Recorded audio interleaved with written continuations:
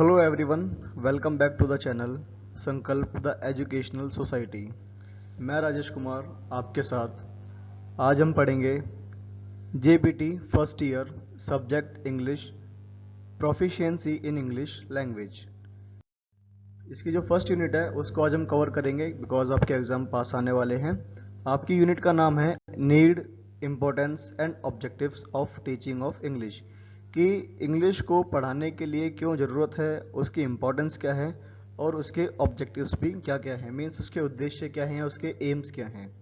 जैसे first question है हमारा, define language, discuss the nature of language, कि लैंग्वेज क्या होती है और लैंग्वेज का नेचर कैसा होता है। Language is a science, language एक तरह की साइंस है। इट इज मीन्स और वर्बल मीडियम फॉर एक्सप्रेशन और communicating ideas, feelings, experience and realisations. Means कि ये वर्बली भी होता है और हम बेसिकली वर्बली जब बात करते हैं तो अपने एक्सप्रेशंस को शो करने के लिए करते हैं, अपने आइडियाज़ बताते हैं, अपनी फीलिंग्स को एक्सप्रेस करते हैं या अपने एक्सपीरियंस को शेयर करते हैं। इन सब में हम भाषा के थ्रू या लैंग्वेज के थ्रू ही अपनी बात को बता पाते हैं। Language is a verbal as well as non verbal. Language दो तरह से होती है, वर्बल भी होती है एंड नॉन वर्बल भी होती है। Non verbal language is also known as body language और silent language. Non verbal language को बॉडी लैंग्वेज भी कहा जाता है या साइलेंट लैंग्वेज भी कहा जाता है। मीन्स जिसमें आप बिना बोले अपने बॉडी एक्सप्रेशन को शो करते हो या अपनी आईब्रोज को ऊपर करते हो, अपने हाथ को, फिंगर को, गेस्चर दिखाते हो, तो उसको कहा जाता है non verbal language. The verbal language is used for expressing ideas. जो वर्बल लैंग्वेज है वो आपके आइडियाज़ को एक्सप्रेस करती है, फीलिंग एंड एक्सपीरियंस इनको भी एक्सप्रेस करती है, शेयर करती है। लैंग्वेज रिक्वायर 4 बेसिक स्किल्स, ये बहुत इंपॉर्टेंट है, ये कीवर्ड्स आप याद रखें प्लीज़, और हो सके तो अपनी कॉपी में नोट भी कर लेना, एग्जाम में बहुत काम आएंगे। कि जो लैंग्वेज है उसके 4 बेसिक स्किल्स हैं। लिसनिंग मतलब सुनना, स्पीकिंग मतलब बोलना, रीडिंग लिखना या पढ़ना उसको मतलब कि रीड करना, और राइटिंग मीन्स लिखना। Listening, speaking, reading and writing. Language is a concern with letter, words and formation of sentence. Language is man made communication. Language के लिए कहा गया है कि ये एक ऐसा कंसर्न है जिसके अंदर आपके लेटर्स भी होते हैं, मीन्स अल्फ़ाबेट वगैरह हो गए, वर्ड्स होते हैं, शब्द होते हैं, और उनके थ्रू या सेंटेंसेस का भी आप इस्तेमाल करते हो। कई बार आप कभी एक अक्षर में अपनी बात कहते हो, कई बार लेटर में, कई बार वर्ड में या कई बार सेंटेंस में भी, इसीलिए इनका वर्ड्स को यूज़ किया गया है। और बताया गया कि इंसान एक ऐसी प्रजाति है या एक ऐसा नेचर मान लो क्रिएचर है जिसने अपनी भाषा को डेवलप किया है, और हर कंट्री की बहुत सारी भाषाएं होती हैं जिसमें वो आपस में बातचीत करते हैं और कनेक्टिविटी को बनाते हैं, क्योंकि इंसान जब तक अपनी बात कहेगा नहीं वो कनेक्टिविटी नहीं बना पाएगा। इसीलिए लास्ट में कहा गया है language is a man made communication, कि एक ऐसा कम्युनिकेशन, बात करने का तरीका जो इंसानों ने बनाया है। A few definitions of language, language की कुछ डेफिनेशंस हैं, जैसे different linguistic have made efforts to define the word language. A few definitions are given below. Means की होने को बहुत सारी लैंग्वेज की डेफिनेशंस बताई गई हैं, बट आप एग्जाम में 2 लिख देंगे वो बहुत है। पहली है Oxford English dictionary. Oxford English dictionary कहती है define language a word and the method of combining them for the expression of thought. Means की वर्ड्स को और मेथड्स को कंबाइन करके जब हम बताते हैं और अपने थॉट्स को, अपने विचारों को, अपने आइडियाज़ को एक्सप्रेस करते हैं, वही हमारी लैंग्वेज होती है। स्वीट सेज, स्वीट कहते हैं language is the expression of idea by mean of which speech sounds are combined into words, words are combined into sentences, and combination of sentences gives answering to ideas and thoughts। Means की language expression है आपके ideas का, जो आपकी speech या आपके मन के विचारों को बताता है, शब्दों को बनाता है, शब्दों से वाक्यों को बनाता है, और वाक्यों के कॉम्बिनेशन से आपके आइडियाज़, थॉट, विचारों को एक्सप्रेस किया जाता है। आगे बढ़ कैरेक्टरिस्टिक्स ऑफ लैंग्वेज, कि लैंग्वेज के कैरेक्टरिस्टिक्स क्या क्या होते हैं। जैसे पहला बताया गया language has its on system. Language का खुद का एक सिस्टम है जिसमें word, phrase and sentence. Word का मतलब शब्द, फ्रेज का मतलब कई बार हम मुहावरे वगैरह टाइप में या कम शब्दों में बहुत बड़ी बात कहने के लिए इस्तेमाल करते हैं ऐसी चीज़ें, और वाक्य, सेंटेंस का इस्तेमाल करते हैं। A language is a subject to change as it is in the progress of achieving the ideal. Means language एक ऐसी चीज़ है जो आपके आइडियल्स या आपके जो एम्स वगैरह हैं उनको अचीव करने में हेल्प करती है। Language help man to live in the society. Language इंसान को, मनुष्य को, कोई भी पर्सन हो, उसको सोसाइटी में रहने की हेल्प करती है। बिकॉज एक इंसान जब सोसाइटी में रहता है तो अपनी बात को बताने के लिए या अपनी बेसिक नीड्स को पूरा करने के लिए बोलता है, और बोलकर ही वो अपने विचारों को, आचार विचार हो गए, थॉट्स हो गए, आइडियाज़ हो गए, उनको एक्सप्रेस भी करता है। फोर्थ पॉइंट है language restore relation between man and his environment. जो लैंग्वेज है वही हमारे इंसानों और मनुष्य और जो हमारा पर्यावरण है, इन्वायरमेंट है, उनके बीच के रिलेशन को एक्सप्लोर करती है, रिस्टोर करती है। Language is an index of personality. कि लैंग्वेज इंसान की क्या शो करती है? पर्सनैलिटी को शो करती है। Language in a language sound and sense are in perfect harmony. कि जो हमारे साउंड और सेंस होते हैं उसको प्रॉपरली बताया जाता है, और हमारे फीलिंग्स को भी शो किया जाता है कि हम किस सेंस में बात कर रहे हैं। कई बार बहुत ऊंची आवाज में बात की जाती है, कई बार बहुत पोलाइटली भी बात की जाती है। The phonemes, morphemes and syntax which are the part of language structure are its own. Means जो तीन वर्ड्स हैं इनको भी आप चाहे अंडरलाइन कर लीजिए, लिख लेना अपने पास में, कि फोनेम्स, मोरफिम्स एंड सिंटैक्स। इनके मीनिंग भी बता रहा हूँ, साथ साथ लिख लीजिए। फोनिम्स का मतलब होता है कि जो आप अपने वर्ड बोलते हो, इसका हिंदी जो मीनिंग है वो स्वेनिम है, कि जब आप अपने खुद के विचारों को बता रहे हो, या स्वर, बेसिकली आपके जो स्वर या वोवल टाइप में। और मोरफिम्स का मतलब होता है कि एक पार्ट ऑफ वर्ड, मतलब नॉट प्रॉपरली वर्ड बट उसका एक छोटा सा हिस्सा। और सिंटेक्स का मतलब होता है पूरा आपका वाक्य जिसमें आप अक्षर, शब्दों का इस्तेमाल करके उसको बनाते हो। तो ये सारे लैंग्वेज के ही पार्ट होते हैं। बट आप इन तीनों वर्ड्स को ये कीवर्ड्स की तरह ही काम करेंगे, इनको अंडरलाइन कर लेना और एग्जाम में इनको जरूर लिखना, ये बहुत काम आएंगे आपके। Language is a powerful instrument और tool which has made human civilization and culture. Language एक पावरफुल इंस्ट्रूमेंट है या औजार है, टूल है, जो इंसान को सिविलाइज करने में और कल्चर को बढ़ाने में हेल्प करता है। Language is a signal system which employs vocal sound is based on the man abilities and skills to speak. कि लैंग्वेज एक सिग्नल सिस्टम है जिसमें इंसान अपनी वोकल साउंड के थ्रू सभी को चलाता भी है, जज भी करता है और सोसाइटी में रहता भी है, और अपनी एबिलिटी के हिसाब से बोलना सीखता है। बिकॉज बोल हर कोई सकता है, बट बोलने का भी तरीका होता है। अगर आपके तरीके अच्छे हैं तो आपकी एबिलिटीज़, आपकी स्किल्स बहुत अच्छी हैं। Language is mean of communicating ideas, thought, feelings, experience and emotions. Language एक ऐसा मीन है जो आपके आइडियाज, थॉट, फीलिंग, एक्सपीरियंस या इमोशंस को प्रेजेंट भी करता है कम्युनिकेटिंग के माध्यम से, मतलब कि बात करने के तरीके से। आगे इसकी आती है अजम्पशंस। एजम्पशन मीन्स कि इसकी मान्यता क्या है, इसको हम क्यों प्रायोरिटी देनी चाहिए। Language is aural, oral and symbolically meaningful. यहाँ पे दो वर्ड्स हैं, एक है AURAL और एक है ओरल। इन दोनों में हल्का सा फर्क है, बट कोई प्रॉपरली वैसे वो नहीं है। AURL का मतलब होता है सुनना, और ओरल मीन्स कि जो आप कुछ बात बोलते हो। तो oral and oral are symbolically meaningful, ये इसमें मीनिंगफुल होते हैं। Any given language is structure uniquely, this can also be state in the negative form. No two language are structure alike. Means बताएगा कि हर लैंग्वेज का अपना एक स्ट्रक्चर होता है। दो नेटिव को आप एक साथ एक्सप्रेस नहीं कर पाओगे, क्योंकि वो एक साथ काम नहीं कर पाएंगी, उसका रिस्पॉन्स नेगेटिव जाएगा। जैसे कई बार हम लोग इंग्लिश बोलते हैं, आधा हिंदी आधा इंग्लिश, बट ये काम नहीं करती। हर लैंग्वेज का अपना खुद का एक स्ट्रक्चर होता है। The structure of a language can be known which is nicely and systematically discover. Means जो लैंग्वेज है वो जानी जाती है क्योंकि which is nicely and systematically discover, क्योंकि वो नाइसली भी एंड सिस्टमेटिकली काम भी करती है। Primary manifestation oral expect should be thought before secondary reading and writing.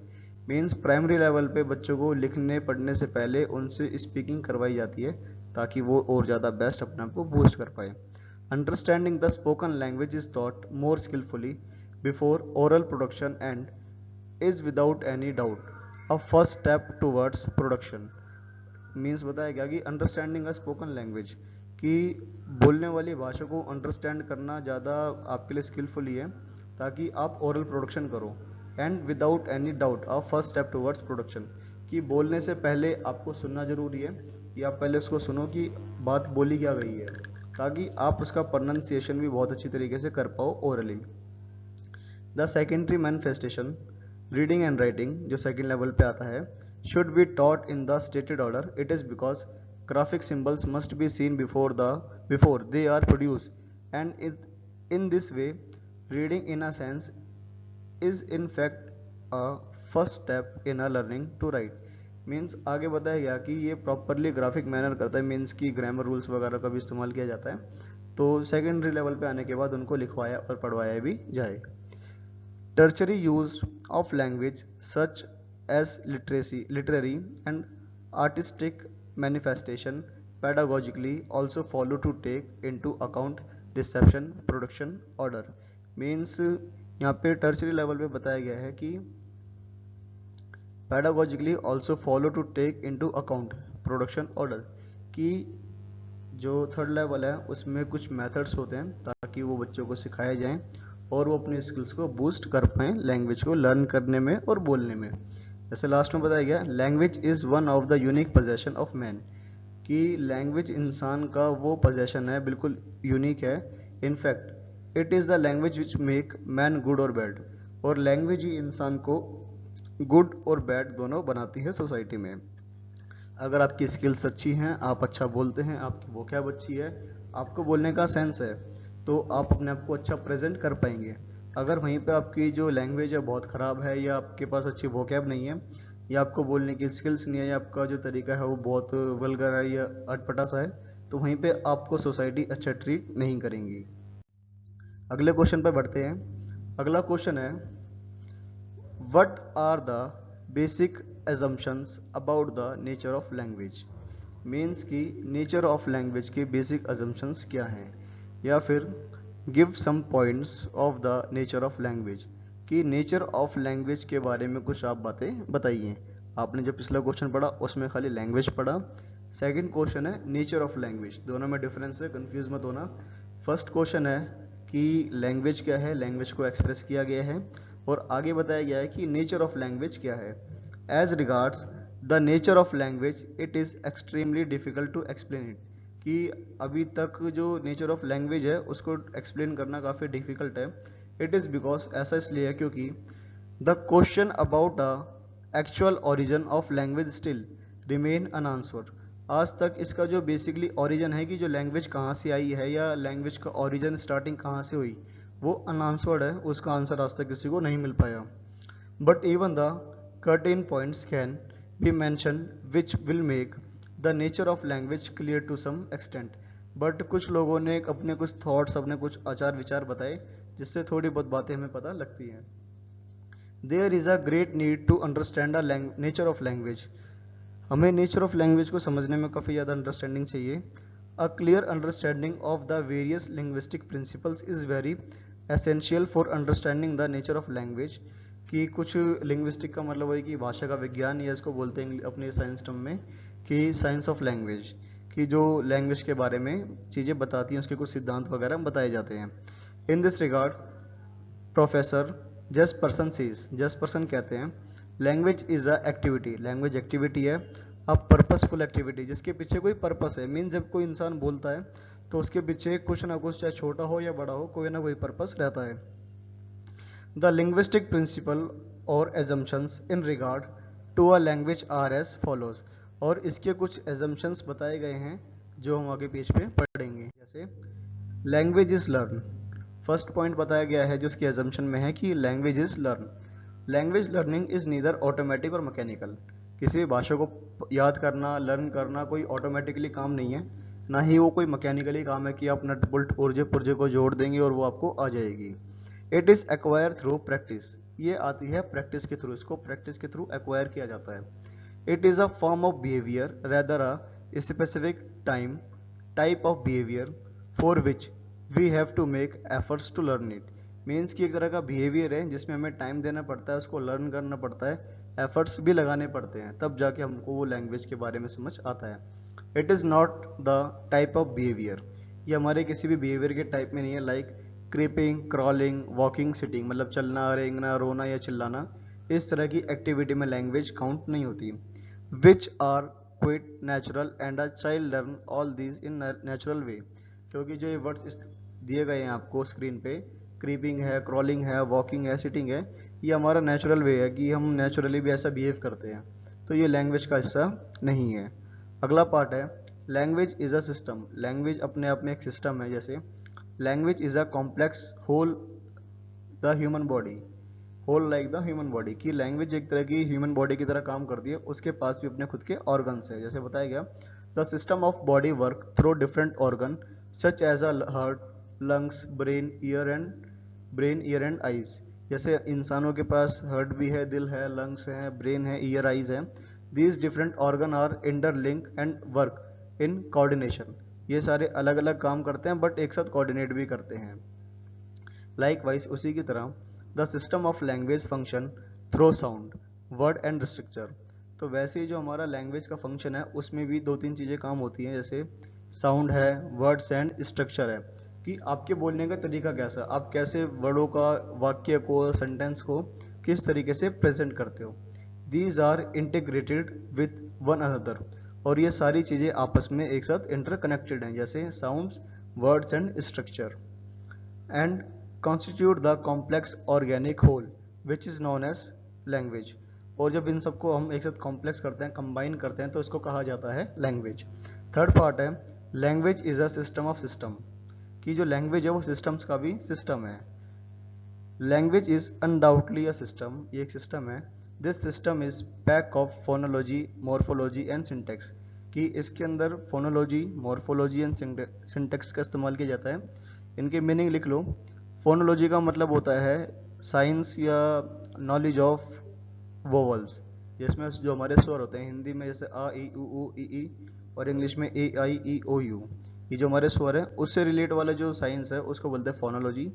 Morphology का मतलब है कि आप उसको किस तरीके से क्रिएट करते हो, मीन्स उसको जो क्रिएटिविटी कैसी है आपकी। सिंटेक्स का मतलब पहले बता चुका हूँ, सेंटेंस के बारे में रिलेटेड है। The phonology of language make its own system as the various sound work in a systematic way। ऐसे बताएगा कि जो फोनोलॉजी है वो इस सिस्टम में साउंड सिस्टम की तरह काम करता है, कि जो स्वर हैं या हमारे वोवल्स हैं वो कहाँ पे कैसे प्रोनाउंसिएशन करने हैं।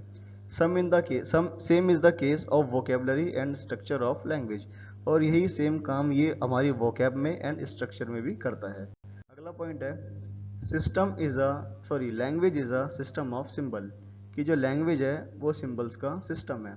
Language is a system of symbols and every word, phrase और सेंटेंस रिप्रेजेंट सम आइडियाज और ऑब्जेक्ट, कि लैंग्वेज का हर एक शब्द हो, चाहे फ्रेज हो या सेंटेंस हो, वो कहीं ना कोई आइडिया या ऑब्जेक्ट को शो करता है। For instance at the crossing the traffic light, अगर एग्जाम्पल की हम बात करें, जो ट्रैफिक लाइट है green, or traffic lights are the three colours, traffic light पे तीन कलर होते हैं, रेड, येलो, ग्रीन।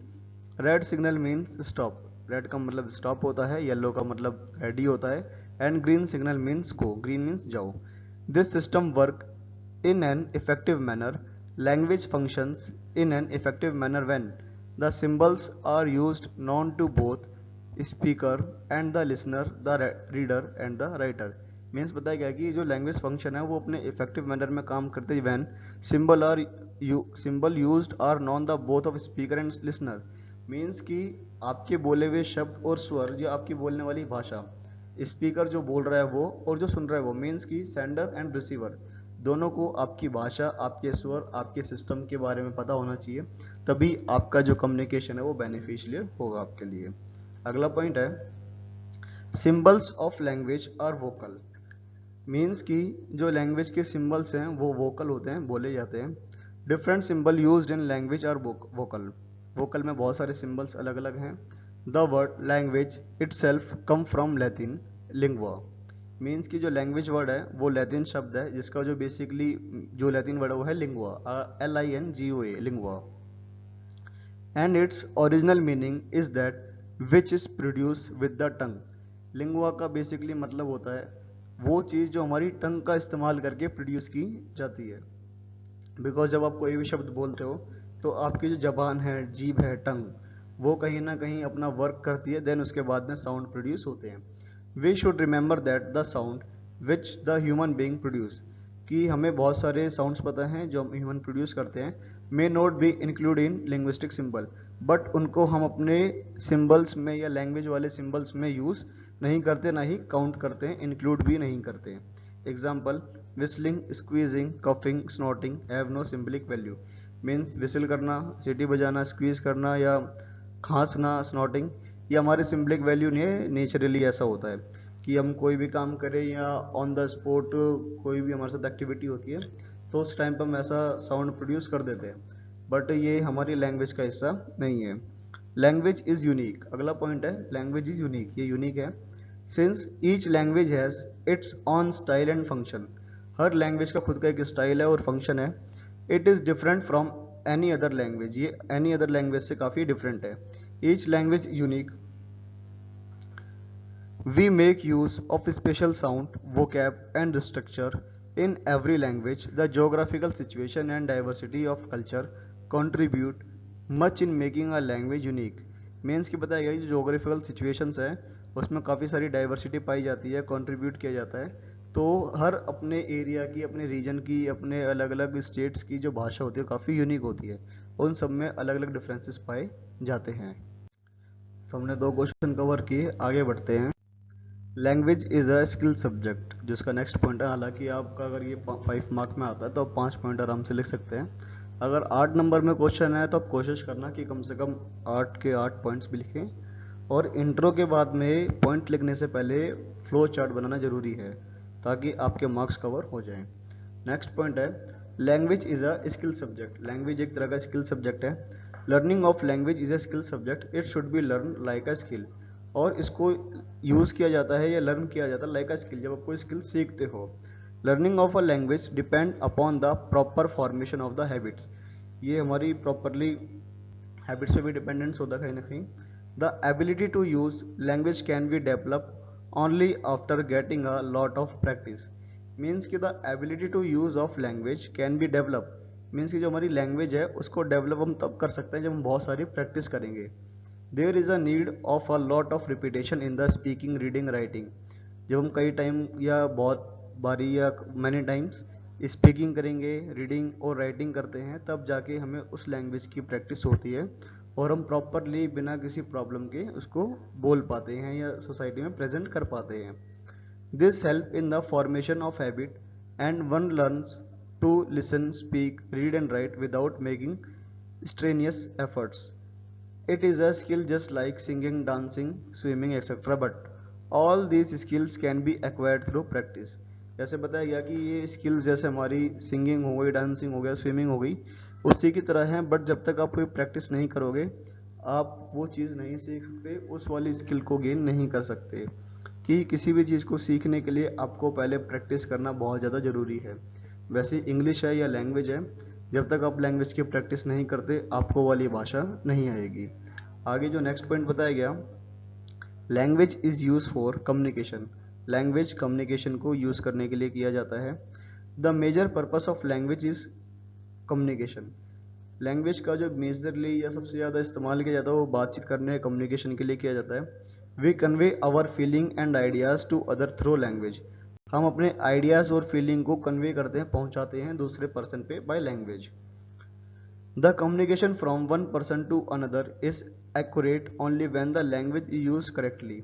हम अपने जो कम्युनिकेशन है उसमें एक इंसान से दूसरे इंसान पे कम्युनिकेट करते हैं, बात करते हैं और एक्यूरेटली वहाँ पे सामने वाला इंसान हमारी बात को समझता भी है.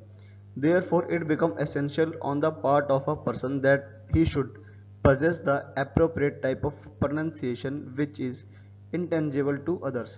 मीन्स यहाँ पे ये बताया गया है कि इंसान उस वाले अप्रोप्रिएट प्रोनाउंसिएशन में बात करे कि सुनने वाला आराम से उसको सुन भी पाए. Ben Jonson rightly open speech is instrument of society. जो बेन जोसेन है ये एक जाने माने प्रोफेसर है. इन्होंने एक अपना ओपिनियन दिया था या अपनी स्टेटमेंट दी थी जिसमें कहा गया कि speech is the instrument of society. Society का जो इंस्ट्रूमेंट है या जो टूल है ना, हथियार जिससे आप कम्युनिकेट करोगे वो आपकी स्पीच है, मीन्स बात है या लैंग्वेज है. आगे क्वेश्चन नंबर 3. क्वेश्चन नंबर 3 बताता है write a note on first language एक्विजन. कि फर्स्ट लैंग्वेज एक्विजन क्या है या उस पर नोट लिखिए. या क्वेश्चन इस तरीके से आ सकता है कि first language means the language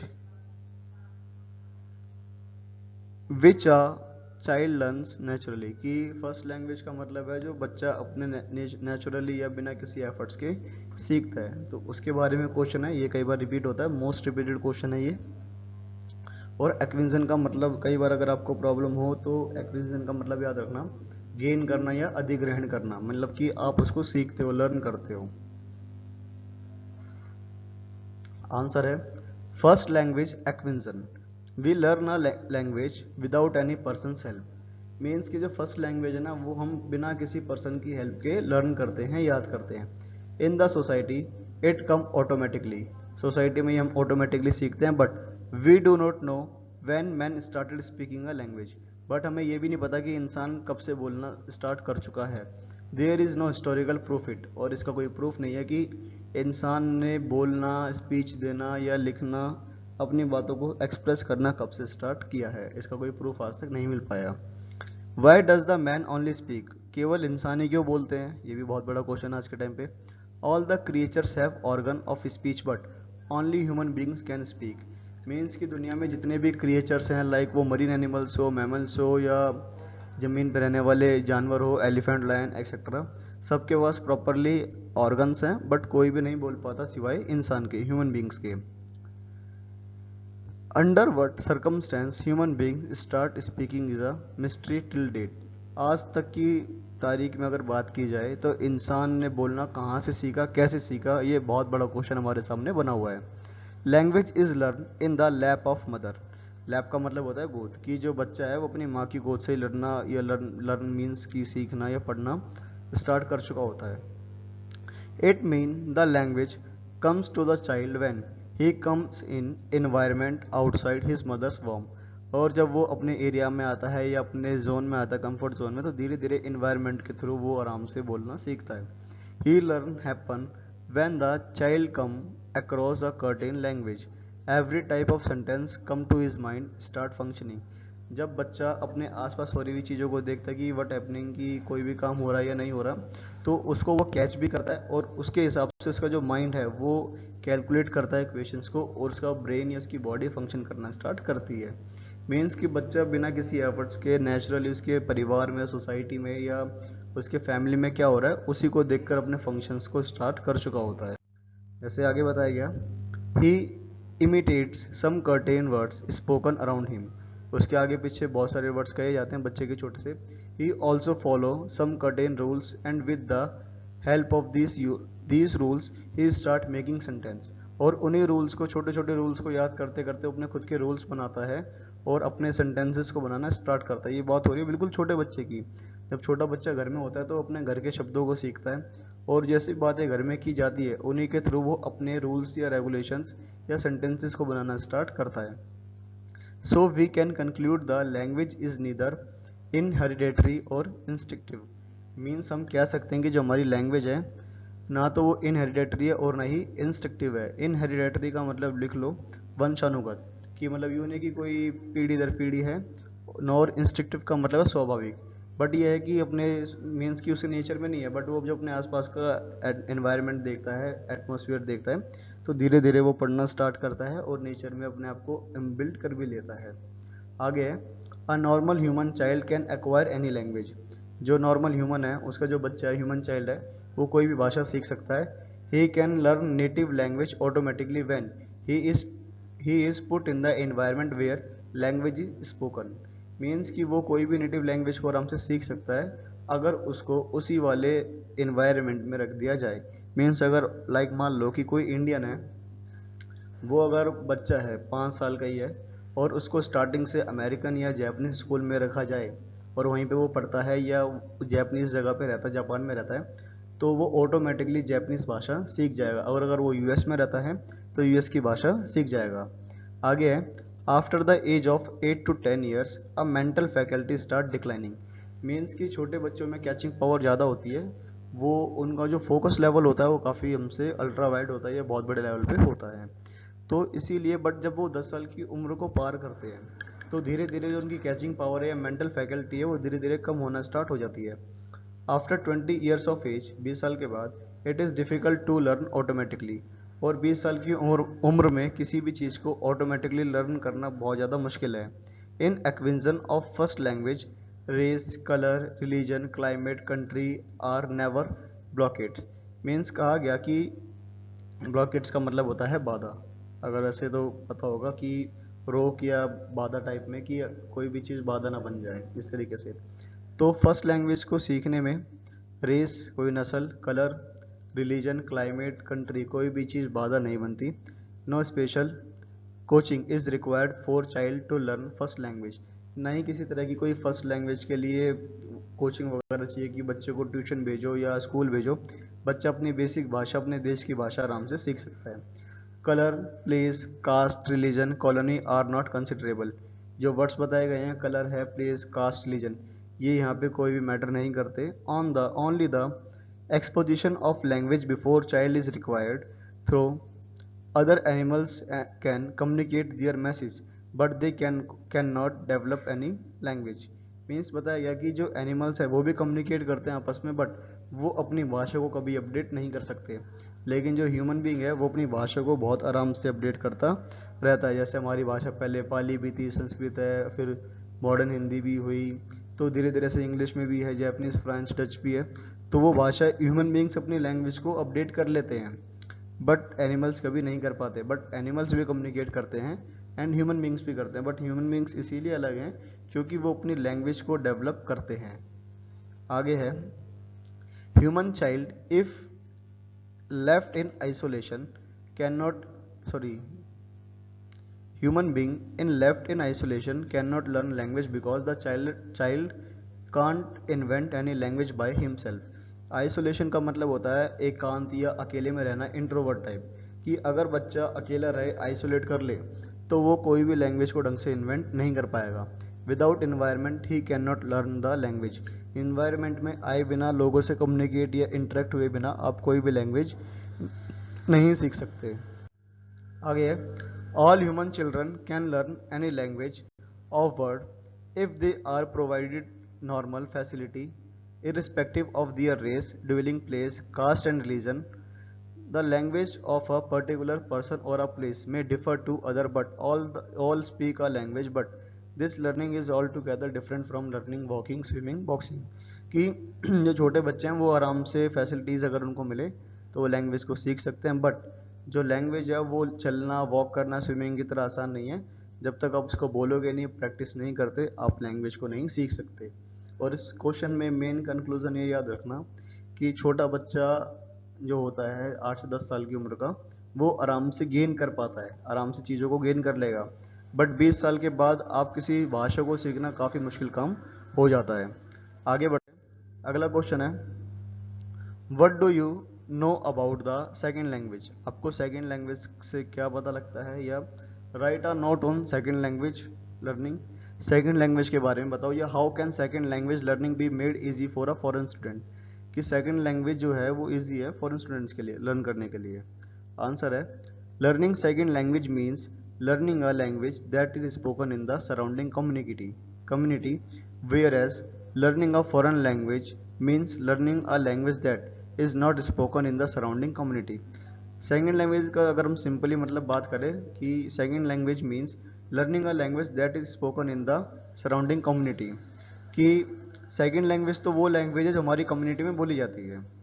then whereas a foreign language, और फॉरेन लैंग्वेज वो लैंग्वेज है जो हमारे आसपास कम्युनिटी में बोली नहीं जाती, इसीलिए उसे सीखना पड़ता है। लाइक इंडिया में जैपनीज या अनदर कोई कंट्री की जो भाषा है वो जल्दी से बोली नहीं जाती है, तो वो हमारे लिए क्या है, एक फॉरेन लैंग्वेज है। बट हिंदी हर कोई बोलता है, तो वो हमारी सेकेंड लैंग्वेज है। Thus, Japanese students in an English class in the Japan. Means की बताया गया एग्जाम्पल के लिए, जापानीज स्टूडेंट्स हैं इंग्लिश क्लास में, बट वो जापान में ही है, are learning English as a foreign language. तो जो वो इंग्लिश को सीखेंगे ना, वो फॉरेन लैंग्वेज की तरह सीखेंगे, बिकॉज जापान में जापानीज उनकी नेटिव लैंग्वेज है। And if the same students, मतलब कि वही Japanese were in the English class in USA, वही बच्चे हैं जापानीज इंग्लिश क्लास ले रहे हैं बट वो यूएस में है, they would learning English as a second language. But अब की बार वो सेकेंड लैंग्वेज की तरह सीख रहे हैं, not a foreign language, because जो यूएस है उसकी खुद की नेटिव लैंग्वेज इंग्लिश है। So the expression second language learning is used more generally to describe the both situation. इसलिए इस एक्सप्रेशन में आपको ये वाली बात बता दी गई होगी और आपको समझ भी आई है कि जो इंसान जिस एरिया में है अगर उसकी वही भाषा आसपास बोली जा रही है तो वो सेकंड लैंग्वेज है, अगर वो भाषा उसके आसपास बोली नहीं जाती तो वो फॉरेन लैंग्वेज है। आगे बढ़ते हैं। Acquisition and learning. In term acquisition is used to refer to the gradual development of ability in the language by using it naturally to communicate situation with other who know the language। Means की बताया गया जब अपनी ability को develop करते हैं, naturally communicate करते हैं, तो हम उससे भी करते हैं कि जिसको ये लैंग्वेज पता है। In term learning however applies to a more conscious process of accumulating language of the feature such as vocabulary and grammar of language. कि इन टर्म ऑफ लर्निंग हम याद करने की अगर बात करें, applies to more conscious process of accumulating knowledge of the features such a vocabulary and grammar of the language. कि हम उस लैंग्वेज के ग्रामर रूल्स को, उसकी वोकेब को भी याद करते हैं और अप्लाई करते हैं। इन द सेकंड लैंग्वेज, अगर हम सेकंड लैंग्वेज की बात करें, we do not actually acquire a language. हम कोई लैंग्वेज को एक्वायर नहीं करते। We already possess a language, हम ऑलरेडी एक लैंग्वेज में पजेस हैं। Therefore the second language learning is rather a question of increasing a behaviour repertoire. कि हम ऑलरेडी एक अपनी भाषा सीख चुके हैं बट उसको इम्प्रूव करते हैं सेकंड लैंग्वेज को सीख कर। लाइक मान लो घर में बच्चा जैसी मर्जी भाषा बोलता है और जब वो स्कूल में जाता है, कॉलेज में जाता है, तो वो अपनी नेटिव लैंग्वेज को सीखता है और उसमें थोड़े से जो एरर्स होते हैं उनको रिमूव करता है। We can also say that learning second language amount to the learning a set of alternative for sub some subsets of the rules of a language they already know। Means कि उसी भाषा के कुछ rules वगैरह को अच्छी तरह याद करता है या सीखता है जो भाषा उससे पहले से आती है। जैसे हमें हिंदी बचपन से आती है बट हम बड़े होते हैं तो हम धीरे धीरे उसके स्वर, अलंकार वगैरह एक्सेट्रा कुछ भी सीखते हैं, तो हम उसी भाषा के कुछ रूल्स को और अच्छी तरह सीख पाते हैं। This implies that they can use some of the rules they already know on the production of and understanding of second language। The process is called transfer, which means the learner transfer what they already know about the performing one task to performing another to similar task। Means कि वही भाषा आती है but उसमें कुछ थोड़ा से उसको इम्प्रूव करके अपने टास्क को या अपनी बात को सामने वाले के सामने परफॉर्म किया या ट्रांसफर किया जाता है। They will continue to apply the rule of their first language where new ones are required। और वहाँ पे अपनी फर्स्ट लैंग्वेज के ही रूल्स को अप्लाई करते हैं। By so doing surely they would make some mistakes. और जब कई बार वो अपने रूल्स वगैरह को करते हैं अप्लाई तो कहीं ना कहीं छोटी मोटी गलती उनसे हो भी जाती है।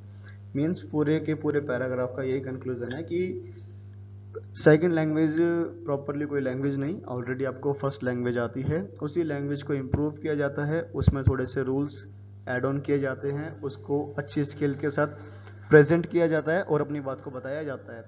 बट जब हम सारे रूल्स को एक साथ अप्लाई करते हैं तो हमसे कहीं ना कहीं गलती हो जाती है क्योंकि हम एक बारे में प्रॉपरली किसी चीज़ को प्रोनाउंशिएट नहीं कर पाते और वहाँ पे इंसान मिक्सड अप होने के बाद में अपनी कोई ना कोई गलती कर देता है। आगे बढ़ते हैं।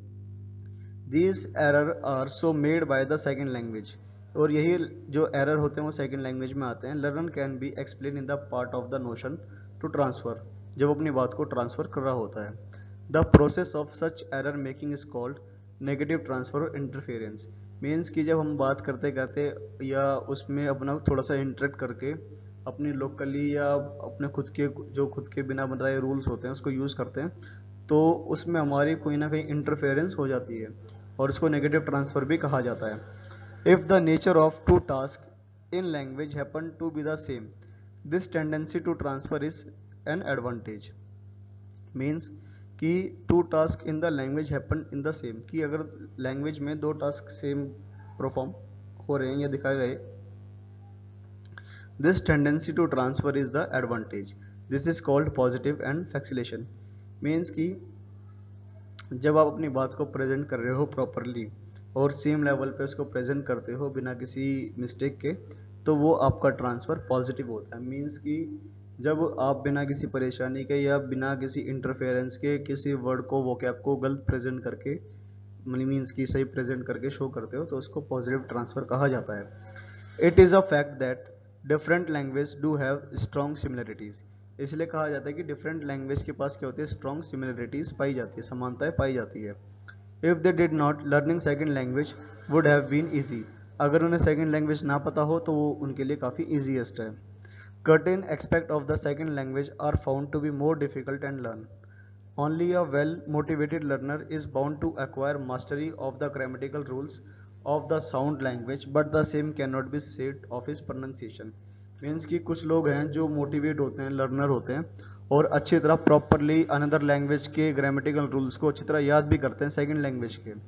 मीन्स कि फर्स्ट लैंग्वेज के बाद जो सेकंड लैंग्वेज होती है जो वो अपने नेटिव के लिए सीखते हैं नेटिव लैंग्वेज में, उसके रूल्स वगैरह प्रॉपरली याद करते हैं, बट कोई श्योरिटी नहीं है कि उनका प्रोनाउंसिएशन प्रॉपरली वेल हो। In most cases a mastery of pronunciation of the second language is never achieved. कि सेकंड लैंग्वेज में प्रोनाउंसिएशन में मास्टरी प्राप्त करना, हासिल करना जल्दी से कोई आसान बात नहीं है। The appropriate pronunciation of any language can be learn in the childhood stage. Means कि किसी भी चीज़ को प्रोनाउंसिएशन करना या प्रोनाउंशिएट करना वो बचपन से सीखा जाता है, बचपन की उम्र से ही। Learning a language to speak like the native is a matter of growing in the environment of that language. We know how the children to those of us migrate to America or England readily pick up the native accent through their more intimate contact with native children। Means बताएगा कि जैसे America या England वगैरह के जो बच्चे हैं कि जब वो बात करते हैं तो वो जब इंटरेक्ट करते हैं तो उनकी ही भाषा में बात करते हैं। ये लाइन रिपीट कर देता हूँ कि we know how the children दो हुदूस to those of us migrate to America और England readily pick up the native accent. Means जब माइग्रेट करके यहाँ से अनदर जाते हैं अमेरिका इंग्लैंड वगैरह, तो उनसे कांटेक्ट करने के बाद में वो उनकी नेटिव में बात करते हैं ताकि वो उनसे अच्छी तरह बात कर पाएँ। मीन्स अमेरिका की नेटिव लैंग्वेज इंग्लिश है या सेकंड लैंग्वेज मान सकते हो, तो उसमें जब इंटरेक्ट करते हैं ताकि उनका जो कम्युनिकेशन है वो स्ट्रॉन्ग बिल्डअप हो पाए। आगे, if the second language learner says of English already know another foreign language, that knowledge will facilitate his learning of a second language. The assumption behind this theory is that the learner's knowledge of the other hand second language and grammar of that language will also be incorporated into the device. Obviously, this knowledge will make his task of learning another second language easier, but no is cautioned because it is said not to have been investigated scientifically। Means की second language जो है हमको already आती है, जब हम foreign language में बात करते हैं तो वो कहीं ना कहीं उसमें हेल्प भी करती है। देन इस क्वेश्चन के बाद में बढ़ते हैं जो बताया गया कि इसको अफेक्ट करने वाले फैक्टर कौन कौन से हैं। It is maintain that teenager are typically much more conscious than younger children in the learning the second language. कि बताया गया जो टीनेजर है वो काफ़ी टिपिकली है यंगर से सेकेंड लैंग्वेज को लर्न करने में। If the self-consciousness is accompanied by the lack of empathy with the other culture, example जैसे feeling no identification with the speaker of their customs, then subtle effect of not really wanting to sound be like a Russian or a Germany or a American may strongly inhibit the learning process। Means कि बताया गया कि इसको affect करने के लिए बहुत सारे मेथड्स हैं, जैसे एग्जांपल के लिए रशियन या जर्मनी अमेरिकन, इनके बात करने के या प्रेजेंट करने के प्रोनाउंसिएशन करने के तरीके बिल्कुल भी अलग है नहीं, बट वो प्रॉपरली अपने आप को प्रेजेंट नहीं कर पाते। इसके अंदर एक पहले जो पॉइंट बताया गया है, फर्स्ट पॉइंट है फोकस ऑन मेथड। ये काफ़ी इंपॉर्टेंट है, इसको याद कर लेना। A variety of educational approach and method were aim at fostering second language learning. कि जो लैंग्वेज की एजुकेशनल अप्रोच एंड मेथड्स है वो ही हमारे एम होते हैं लैंग्वेज को लर्न करने के लिए। विलियम कास्टन, ये नाम काफ़ी इंपॉर्टेंट है, William Caxton use this new establish printing press in 1483। उन्होंने अपनी एक न्यू बुक को प्रिंट किया था 1483 में। He produce a book of right good learning, book थी right good learning. He was the first to compile exercise material for second language learner to his phrase book format with customary greetings has many modern counterparts। Means उस book के अंदर बहुत सारे rules grammatical के vocab हो गई या exercise का मटेरियल हो गया, उन सबको कंपाइल किया गया था ताकि सभी लोग उसको पढ़ें और लैंग्वेज को आराम से सीख पाएँ। More recent approach designed to promote second language learning have tended to reflect different theoretical views on how second language might best be learned। आगे बताएगा कि मोर रिसेंट अप्रोच, बहुत सारी अप्रोच ऐसी डिज़ाइन की गई to promote second language learning, कि second language को आराम से सीखा जा सके, to reflect different theoretical view on how second language might be best in the learn, कि सेकेंड लैंग्वेज पे अपनी कमांड या अपनी पकड़ कैसे बनाई जा सके। बट ये सेकेंड लैंग्वेज यूरोपियंस के लिए है, हमारे लिए फॉरेन लैंग्वेज है, क्योंकि इंडिया में इंग्लिश आसपास जल्दी से कोई नहीं बोलता, बट यूरोप में ये कॉमन भाषा है। आगे बढ़ते हैं।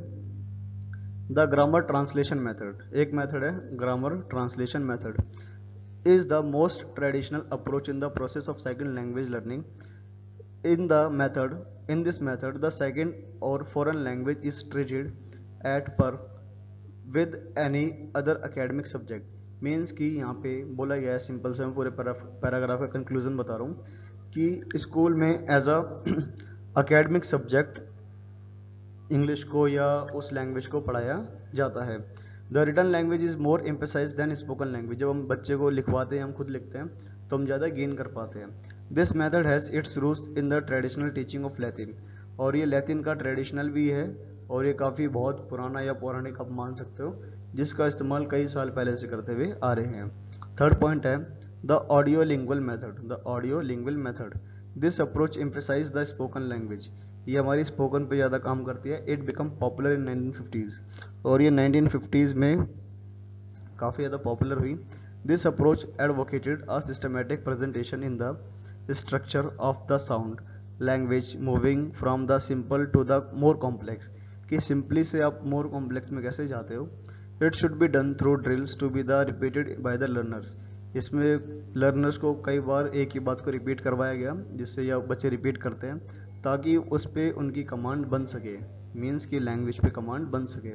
This approach was strongly influenced by the belief that the fluent use of language was essentially a set of habit that could be develop with the lot of practice, means की जो ये हमारी habit है, ये काफ़ी lot of practice के बाद आती है, और हम इस पे कमांड तभी बना पाएंगे जब प्रैक्टिस करेंगे।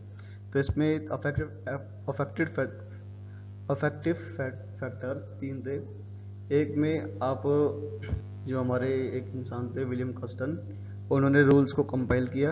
एक मेथड बताया गया जिसमें स्कूल में एकेडमिक सब्जेक्ट की तरह पढ़ाया जाता है, और एक है ऑडियो लिंगुअल, मीन्स इसमें स्पीकली या ओरली बोल के बात को बताया जाता है। क्वेश्चन नंबर 5 है write a note on learning a foreign language. Question number 5. Write a note on learning of a foreign language. Learning of a foreign language. Language acquisition, which is more rapid before the age of 10 years, become difficult after 12 years of age. जैसे मैंने पहले वाले question में बताया था, may be question number 3 में, कि 10 साल से पहले आप आराम से किसी भी लैंग्वेज को सीखने में आसानी है, बट 10 के बाद थोड़ी सी प्रॉब्लम आती है। And difficult after 12 years of age, जब आप 12 साल की उम्र को पार करते हो तो उसके बाद में थोड़ी बहुत डिफिकल्टीज आती है। After learning the language expose to one become impossible to learn foreign language naturally, means कि जब थोड़ा सा आप और आगे जाते हो तो फॉरेन लैंग्वेज को नेचुरली याद करना या लर्न करना काफ़ी ज़्यादा मुश्किल हो जाता है, या like impossible. Learning of foreign language is an artificial process, जब हम फॉरेन लैंग्वेज को सीखते हैं तो एक तरह का आर्टिफिशियल प्रोसेस होता है, मीन्स कि हम जानबूझ के ऐसा एटमोसफेयर बनाते हैं कि हम फॉरेन लैंग्वेज को सीख रहे हैं, बट रियल में ऐसा नहीं हो पाता है। टू टीच और for acquisition of a foreign language an artificial atmosphere is created, artificial atmosphere create किया जाता है which does not last for 24 hours, जो ज़्यादा से ज़्यादा 24 आवर तो नहीं रहता, मे बी छोटे टाइम पीरियड के लिए रहता है। It happen only in a particular classroom और अ कर्टेन पीरियड ऑफ टाइम, ये हमारा कोई छोटा सा क्लासरूम हो सकता है, जोन हो सकता है, जहाँ पे हम बैठ के बातें करते हैं, और ये शॉर्ट टाइम के लिए होता है।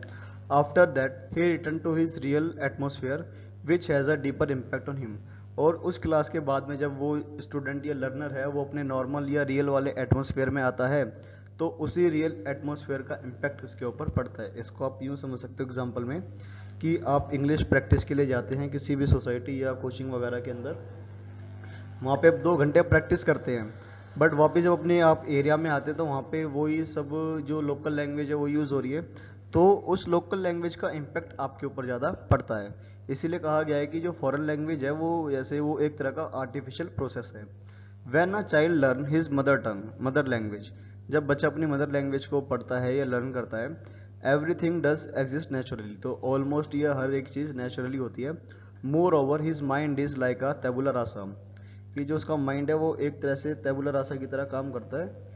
बट ये जो वर्ड आपको बताया गया है टेबुला रासा, इसका सिंपल सा मतलब है कि इंसान में जब कोई बात समझने की क्षमता नहीं होती या माइंड बिल्कुल ब्लैंक है, जैसे जो छोटा बच्चा होता है ब्लैंक माइंड होता है कि उसके दिमाग में कुछ भी नहीं है, तो खाली चीज़ में कोई चीज़ को पुट करना या खाली मान लो कोई ऑब्जेक्ट है, कोई यूटेंसिल है, बर्तन है जो खाली है, उसमें पानी फिल करना आसान है, बट जिसमें ऑलरेडी पानी है उसमें और पानी फिल करना थोड़ा सा मुश्किल है।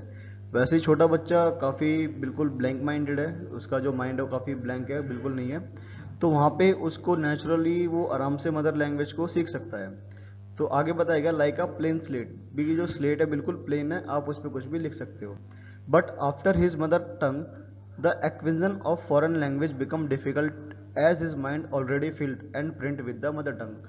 अब जब अपनी मदर टंग को सीख चुका था, उसके लिए फॉरेन लैंग्वेज सीखना थोड़ा सा डिफिकल्ट है, बिकॉज उसके माइंड में ऑलरेडी अपनी जो मदर टंग है वो प्रिंट हो चुकी है, उसके रूल्स, ग्रामेटिकल रूल्स या वो थॉट्स या वोकैब जो है उसकी मदर टंग की बार बार आती रहेगी। इसीलिए कहा गया कि 12 या उसके बाद की उम्र में फॉरेन लैंग्वेज को सीखना थोड़ा सा मुश्किल हो जाता है। आगे है रॉबर्ट पोल। रॉबर्ट पोल कहते हैं when we learn our first language we face the universe directly and learn to with clothe it with speech. We when we learn a second language we tend to filter the universe through the language already known. Thus the mother tongue play dual role. It help in learning the foreign language but also interfere in the learning of foreign language. Means की बताएगा कि जो first language है we face the universe directly, हम directly उसको face करते हैं, अपनी जो भाषा आती है उसमें बात करते हैं। सेकंड लैंग्वेज में बताया गया कि फिल्टर द यूनिवर्स, कि अपने अंदर थोड़ा सा डेवलपमेंट लेकर आते हैं, इंप्रूवमेंट लेकर आते हैं और अपनी बात को फिर से प्रेजेंट करते हैं, बिकॉज थॉट्स हमारे वही हैं, आइडियाज हमारे वही हैं, बस हम उसमें कुछ ग्रामेटिकल रूल्स को ऐड ऑन करते हैं, एरर्स को डिलीट करते हैं। ऐसे बताएगा कि जो मदर टंग है वो डुअल रूल को प्ले करती है। फॉरेन लैंग्वेज को सीखने में मदर टंग का बहुत बड़ा हाथ है। लाइक मान लो आप इंग्लिश सीख रहे हो, तो आपकी जो टीचर हैं वो आपको इंग्लिश सिखाते टाइम इंग्लिश टू इंग्लिश नहीं सिखाएंगे, वो बीच बीच में हिंदी के वर्ड्स यूज करेंगे ताकि आपको उनकी बात समझ में आ जाए। In this regard professor Frisbee opines कहते हैं the process of learning of all language is almost alike, कि सभी भाषाओं को सीखने का जो प्रोसेस है ना वो कहीं ना कहीं सेम है, बिल्कुल एक एक सेम सेम सा है। The definition highlight the important role of mother tongue in the acquisition of a foreign language, कि जो मदर टंग है उसका बहुत बड़ा रोल होता है फॉरेन लैंग्वेज को पढ़ने में या सीखने में। वही रॉबर्ट पॉल वाली डेफिनेशन से मिलती जुलती डेफिनेशन है। रायबर्न कहते हैं also hold the same view and asserts any emphasize laid on the mother tongue will have a good effect on a standard of English, कि आपकी मदर टंग पे पकड़ है तो आप आराम से इंग्लिश को या फॉरेन लैंग्वेज को सीख सकते हो। आगे the teacher English in India, sorry to teach in English in India we have two type of school. अगर हम इंग्लिश की बात करें इंडिया में, to teach English in India, तो हमारे पास दो तरह के स्कूल हैं। फर्स्ट इंग्लिश मीडियम स्कूल, जो हमारा फर्स्ट स्कूल है वो क्या है, इंग्लिश मीडियम का स्कूल है। In this schools all the subject are taught through English language, सारे के सारे सब्जेक्ट इंग्लिश लैंग्वेज में पढ़ाए जाते हैं। Second type of school are those where subjects are taught through mother tongue, जहाँ पे उनके जो सब्जेक्ट्स हैं वो उनकी मातृभाषा या मदर टंग में सिखाए जाते हैं। जैसे तमिलनाडु में तमिल, महाराष्ट्र में मराठी, गुजरात में Gujarati. But in the English medium schools, अगर हम इंग्लिश मीडियम स्कूल्स की बात करें, the ambience is not perfect for English, कि हमारे अगर इंडिया की बात करें इंग्लिश मीडियम स्कूल की, तो वहाँ का जो एटमोसफियर है, एम्बियंस है, वो इंग्लिश सीखने के लिए प्रॉपरली परफेक्ट नहीं है। आफ्टर द पीरियड खत्म होने के बाद students communicate in mother tongue, जो बच्चे हैं वो अपनी मदर टंग में ही कम्युनिकेट करते हैं। More over the teacher also use mother टंग, और कहीं ना कहीं जो उनके टीचर्स होते हैं वो भी मदर टंग में बात करते हैं। Some time to make better understanding, ताकि वो बच्चों को जो कंसेप्ट हैं आराम से या अच्छे प्रॉपरली वे में समझा पाएँ और बच्चे अंडरस्टैंड भी हो पाएँ। देन आगे प्रोफेसर वीके गोकक कहते हैं the teaching of English in our school is in a chaotic state today. Pupils are taught English for about 6 periods of a week for a 6 year. Means कि एक तरह का बस वो सब्जेक्ट की तरह पढ़ रहे हैं कि वो हफ्ते में 6 दिन में 1 घंटा आराम से एक पीरियड पढ़ लेते हैं 6 साल के लिए, बट प्रॉपरली उनकी जो कमांड है वो इंग्लिश पे नहीं हो पाती। Learning a language is a habit. Language को याद करना एक आपका होमवर्क नहीं है कि आपने होमवर्क करा आपको याद हो गया, ये एक हैबिट है, आपको रूटीन बनाना पड़ेगा। It is a true in the learning of any language mother और a foreign habit formation play an important role. क्यों किसी भी फॉरेन लैंग्वेज को सीखने में आपकी जो मदर टंग है या लैंग्वेज है वो भी कहीं ना कहीं बहुत बड़ा रोल प्ले करती है। While learning mother tongue everything is natural. जब आप मदर टंग को पढ़ते हो तो सब कुछ नॉर्मल है। But in the same acquisition of foreign language the atmosphere is artificial. But जब आप फॉरेन लैंग्वेज को पढ़ते हो तो आपका जो एटमोसफियर है वो आर्टिफिशियल है, आपने खुद बनाया है। बिकॉज वहाँ पे लिमिटेड पर्सन होंगे जो आपकी उस फॉरेन लैंग्वेज में बात करेंगे। लाइक मान लो अगर आप कोचिंग पे जा रहे हो इंग्लिश सीखने के लिए, तो उस इंग्लिश क्लास के अंदर 20 स्टूडेंट्स हैं, तो वो लिमिटेड है, वही 20 इंग्लिश बोलेंगे, उसके अलावा कोई भी नहीं बोल पाएगा। जब आप बाहर आ जाओगे तो सभी लोग हिंदी में बात करेंगे। इन दिस रिगार्ड पी गरी सेज, कहते हैं the teacher of mother tongue and the teaching of a foreign language can support and assist each other. कि मदर टंग का काफ़ी बड़ा रोल है, वो असिस्ट करती है फॉरेन लैंग्वेज को सीखने के लिए। और अगर हम मदर टंग का इस्तेमाल ना करें तो हम फॉरेन लैंग्वेज को नहीं सीख पाएंगे या काफ़ी डिफ़िकल्टीज आएंगी उसको याद करने में। बिकॉज जो हमारी वोकैब है या कनेक्टिविटी है, उसको कनेक्ट करने का जो काम है हमारी मदर टंग ही काफ़ी अच्छा कर पाती है। नेक्स्ट क्वेश्चन है, write a note on language as a means of communication and thinking. Means की जो लैंग्वेज जो हमारा कम्युनिकेट करने का एक माध्यम है, तरीका है। What is communicative language teaching according to you. कि आपके हिसाब से कम्युनिकेटिव लैंग्वेज टीचिंग क्या है। Language as a mean of communication और थिंकिंग। क्रिस्टोफरसन कहते हैं that language is a means of communication. Language का सिंपल सा मतलब है बात करना, कम्युनिकेट करना। Main purpose of language is communication. Language का मेन पर्पस कम्युनिकेशन है। We convey our thought feeling and ideas to others through language. हम अपने आइडियाज फीलिंग या थॉट्स को कन्वे करते हैं, पहुंचाते हैं दूसरे तक लैंग्वेज के through. Communication of thoughts feeling and opinions from one person to another is the main function of language.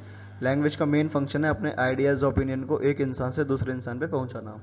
It may be in spoken sentence, ये स्पोकन सेंटेंस में हो सकते हैं, रिटन वर्ड्स में हो सकते हैं, प्रिंटेड बुक्स में हो सकते हैं। It is only language which has broadened in the field of mind. कि जो जिस चीज़ में वो ब्रॉडेंड है उसी में। Without language neither we express our selves nor we can understand others. Language के बिना हम अपने आप को एक्सप्रेस नहीं कर सकते, नहीं दूसरे को समझ पाएंगे। Communication from one person to another is accurate only when language is used correctly. Communication अच्छा तब हो पाएगा जब दोनों ही इंसान को करेक्टली उसकी लैंग्वेज की नॉलेज होगी। But it happen only we use correct form of language for communication. और ये तब होता है जब हम लैंग्वेज की करेक्ट फॉर्म को यूज करते हैं, अच्छा प्रोनाउंशिएट करते हैं, वोकैब का सही इस्तेमाल करते हैं। So it is the necessary for us to speak correctly language. तो ये हम सबके लिए काफ़ी कंपलसरी है, नेसेसरी है कि हमें लैंग्वेज को करेक्टली स्पीक करना चाहिए एंड मेक बेटर कम्युनिकेशन, ताकि हमारा जो कम्युनिकेशन है वो बेटर बन पाए। Communicative language teaching. Communicative language teaching approach is a great success in achieving the object of teaching foreign language of a communication. इसके अंदर बताया गया है कि achieving the objects of teaching foreign language in communication, कि communicate करने के तरीके से आप फॉरेन लैंग्वेज को कहीं ना कहीं बहुत अच्छे तरीके से एक्वायर कर पाओगे, सीख पाओगे। The communicative approach is the recent and latest approach in the teaching. कि जो कम्युनिकेटिव अप्रोच है वो लेटेस्ट भी है और इंग्लिश मेथड में इस्तेमाल की जा रही है। Much stress is laid on the use of language to this approach. The skills of speaking and writing are include in the communicative approach. One can communicate well only when he has learn the language properly. Means बताया गया कि काफ़ी stress होता है language को सीखने में या हमें मीनिंग्स याद नहीं हो पाते। The skills of a language and writing are include in the communicative approach. तो उसको सीखने में हमें काफ़ी ज़्यादा स्पीकिंग भी चाहिए एंड स्किल्स चाहिए लिखने की और बोलने की। वन कैन कम्युनिकेटिव वेल, तभी हम बोल पाएंगे जब हम उसको प्रॉपरली याद करेंगे, लर्न कर पाएंगे। Communicative approach enable the students to communicate his ideas in better way. Communicative के माध्यम से जब बच्चे या टीचर स्टूडेंट्स आपस में कम्युनिकेट करते हैं, बातचीत करते हैं, तभी वो प्रॉपरली अपने आप को एक्सप्लोर कर पाएंगे या एक्सप्रेस कर पाएंगे, रिवील कर पाएंगे। This approach is based on the practical utility. और ये जो अप्रोच है बेसिकली प्रैक्टिकल पे काम करती है जब आप फेस टू फेस कम्युनिकेट करते हो। It lay emphasize on the functional value of language, ये लैंग्वेज के फंक्शनल वैल्यू को शो करती है। It is based upon the concept of how language is used and when the functional utility of language.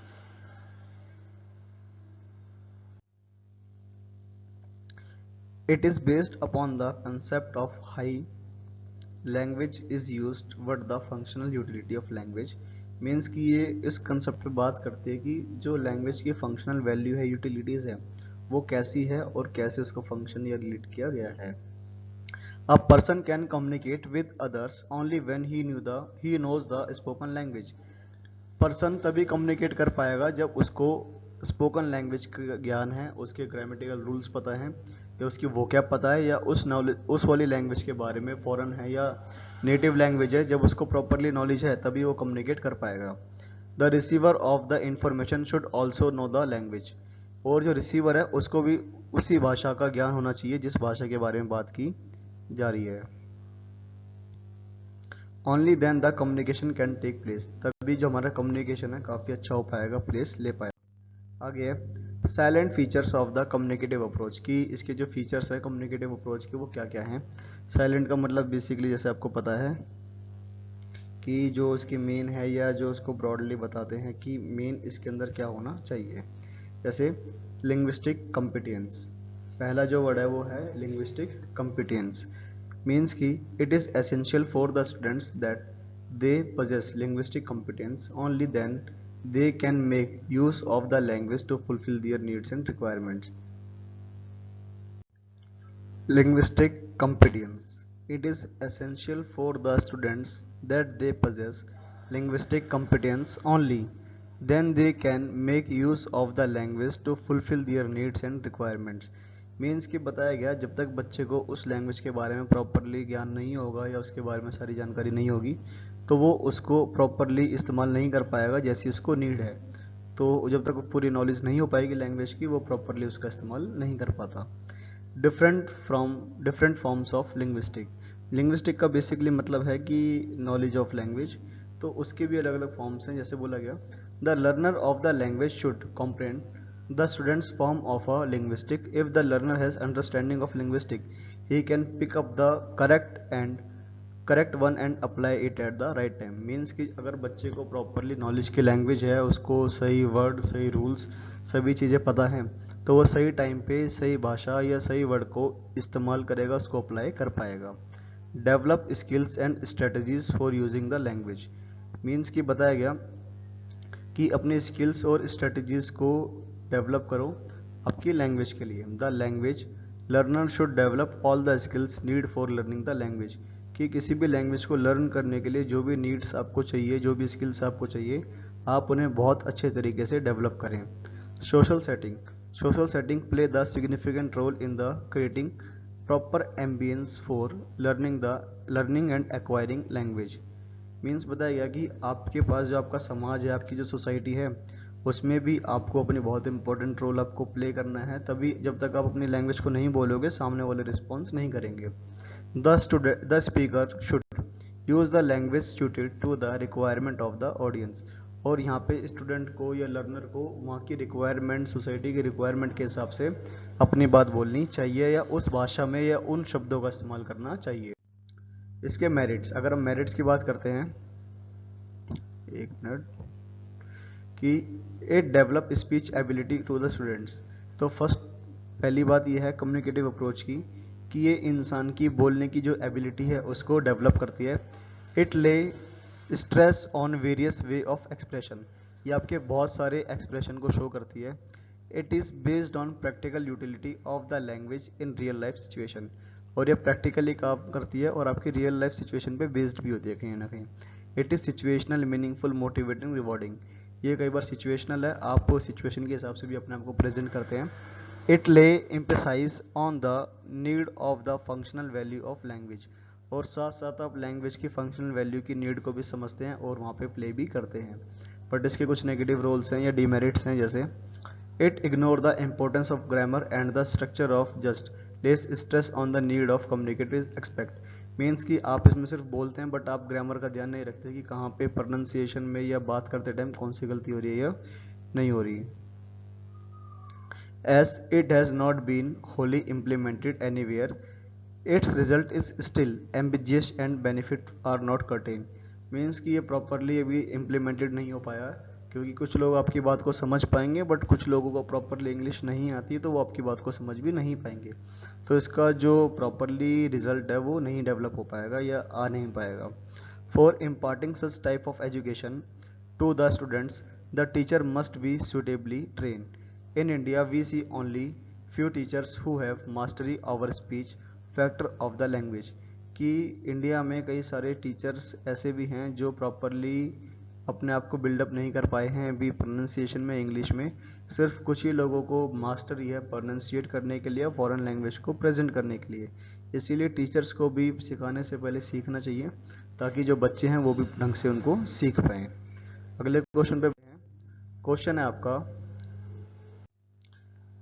Question number 7, what are the key factors affecting second language acquisition. कि second language को सीखते time या याद करते time आपको किन की factors की नीड होती है, या वो कौन कौन से की फैक्टर होते हैं। Some students learn a new language more quickly and easily than others. जो कुछ बच्चे होते हैं या विद्यार्थी होते हैं वो आराम से बड़ी आसानी से दूसरों के मुकाबले भाषा को सीख पाते हैं। This simple fact is known by the all who have themselves learn a second language और taught those who are using their second language in school.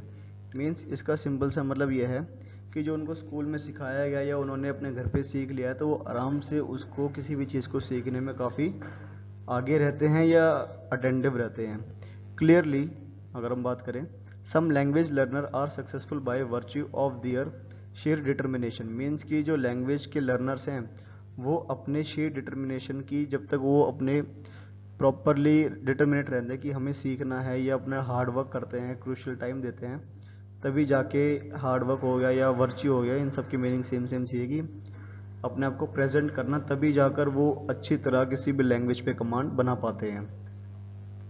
However, there are other crucial factors influencing success that are largely beyond the control of the learner.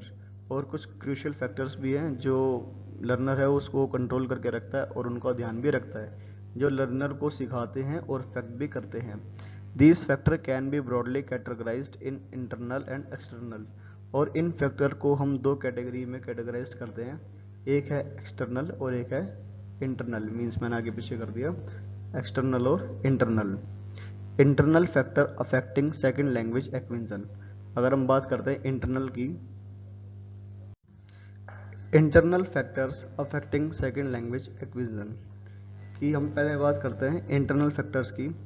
Internal factor are those then that the individual language learner bring with him और to the particular learning situation. कि internal factor वो होते हैं जो इंसान अपने साथ हमेशा रखता है या अपने साथ ही लगाता है, वो मतलब कि हमेशा उसके पास ही रहेंगे, कभी उससे अलग नहीं हो सकते। लाइक अ एज, फर्स्ट इसका जो पार्ट है वो है age. Second language acquisition is influenced by the age of the learner children who already have solid literacy skills on their own language seems to be in the best position or acquire a new language efficiently। Means बताया गया बच्चा जब कम उम्र में होता है तो उसके पास अपनी लैंग्वेज पे प्रॉपरली कमांड होती है और वो उसकी बेस्ट कमांड को ही इस्तेमाल करता है। बिकॉज जैसे हमने पहले पढ़ा था, छोटे बच्चे आराम से किसी भी लैंग्वेज को सीख सकते हैं। Motivated older learner can be very successful to but usually struggle achieve native speaker equivalent pronunciation and intonation. Means बताएगा कि बड़े भी यंगर्स भी सीख पाते हैं बट उन्हें थोड़ा सा स्ट्रगल करना पड़ता है, ज़्यादा एफर्ट्स लगाने पड़ते हैं अकॉर्डिंग टू छोटे बच्चे या चाइल्ड। अगला है पर्सनैलिटी। इंट्रोवर्ट और anxious learner usually make slower progress particularly in the development of oral skills. They are less likely to take advantage of the opportunity to speak or to seek out such opportunities. More outgoing student will not worry about the inevitably to making mistakes. They will take risk and thus will get themselves to much more practice. Means बताएगा कि जो introvert person है, जो अकेले रहते हैं या ज़्यादा बात करना पसंद नहीं करते, वो अपने आप को उतना बूस्ट नहीं कर पाएंगे, बल्कि जो समाज में रहेंगे, ज़्यादा कम्युनिकेट करेंगे, अपने आप को रिवील करके बताएंगे, वो अपनी लैंग्वेज पे ज़्यादा कमांड भी बना पाएंगे और प्रोग्रेस कर पाएंगे। अगला पॉइंट है motivation. Intrinsic motivation has been found to correlate strongly to educational achievement.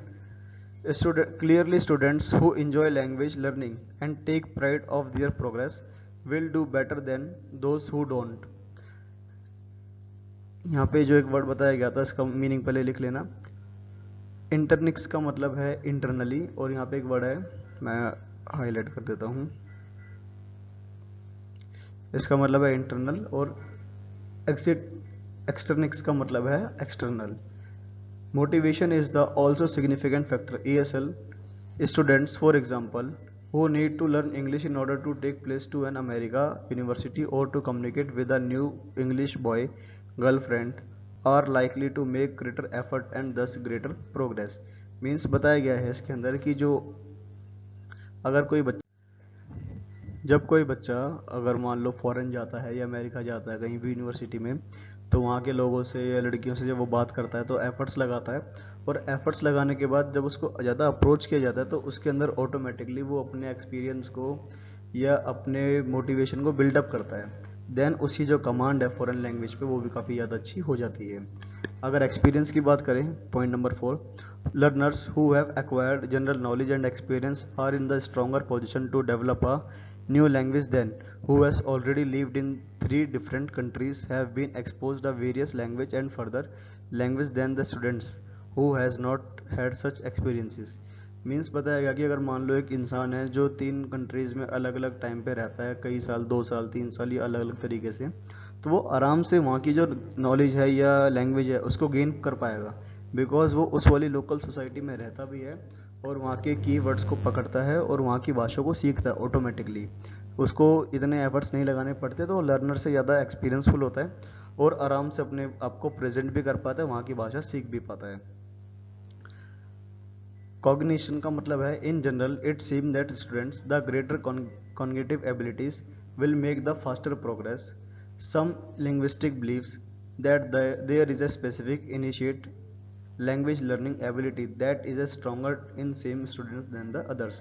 Means बताया गया है कि कुछ जो बच्चे होते हैं उनके अंदर ज़्यादा पावर होती है, उनकी जो कैचिंग पावर है काफ़ी अच्छी है, तो वो आराम से उसको कैच कर पाते हैं, प्रोग्रेस भी कर पाते हैं।